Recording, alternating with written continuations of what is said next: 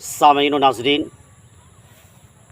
जुमला बिरादरान मिल्लत इस्लामिया और तमाम देखने सुनने वाले को अस्सलामु अलैकुम वरहमतुल्लाहि।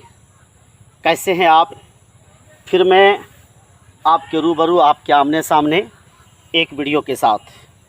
आज मैं एक अहम और ख़ास बातें पेश करने वाला हूँ। वो ये है कि अपने बाप की फर्मा बरदारी करें, उनकी खिदमत करें जब तक वो हयात से हैं, और उनकी नाफरमानी न करें। आज का हमारा ये मौजू है, आज का हमारा ये टॉपिक है।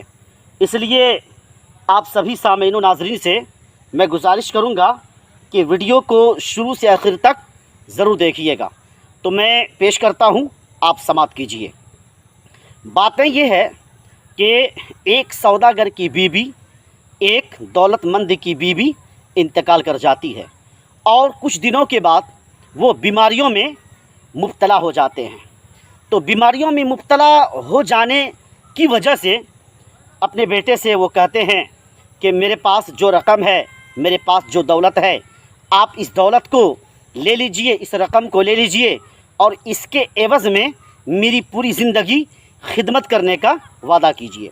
बेटा इस बात को एक्सेप्ट कर लेता है, कबूल कर लेता है और वो तमाम दौलत बाप की बेटा ले लेता है। 6 महीना साल भर तक बाप की खिदमत करता है और बाप की देखभाली करता है, इलाज व मुआलजा भी करता है। जब रुपया ख़त्म हो जाता है, रकम ख़त्म हो जाती है, दौलत ख़त्म हो जाती है, तो बाप की खिदमत करना छोड़ देता है। कुछ दिनों के बाद दम्मे की बीमारी और ज़्यादा बढ़ जाती है। तो वो नौजवान अपने बाप से कहता है कि अब्बा, आप अपने घर के अंदर मत सोइए, इसलिए कि हमारे छोटे छोटे बच्चे हैं, छोटी छोटी हमारी औलादें हैं। हो सकता है कि आपकी दम्मे की बीमारी हमारी औलादों को पड़ जाएगी, इसलिए घर से बाहर एक झोपड़ी है, आप उस झोपड़ी में जा कर के आराम कीजिए और शब गुजारी कीजिए। बाप बेचारा कर ही क्या सकता था, उसके पास कोई दूसरा रास्ता नहीं था। इस बात को वो कबूल कर लेता है, तस्लीम कर लेते हैं और घर से बाहर चले जाते हैं। बाप घर से बाहर झोपड़ी से आवाज़ लगाता है कि बेटा ठंडी तो बहुत है, एक कंबल भेज दो। तो वो नौजवान अपने छोटे बेटे से, अपनी छोटी औलाद से कहता है कि बेटा एक फटा पुराना कंबल रखा हुआ है, उस कंबल को दादा के पास पहुंचा दीजिए। तो वो बच्चा दादा के पास जाता और दादा से कहता है कि दादा जान, इस कंबल को लीजिए, लेकिन इस कंबल को 2 टुकड़ा कीजिए। इस कंबल को आप 2 टुकड़ा कीजिए और एक टुकड़ा आप अपने पास रखिए और एक टुकड़ा आप मुझे दे दीजिए। दादा कहता है कि बेटा इतनी ठंडी है, इतनी सख्त सर्दी है और इतनी सख्त सर्दी आधी कंबल में कैसे कटेगी, लिहाजा पूरा ही कंबल रहने दो।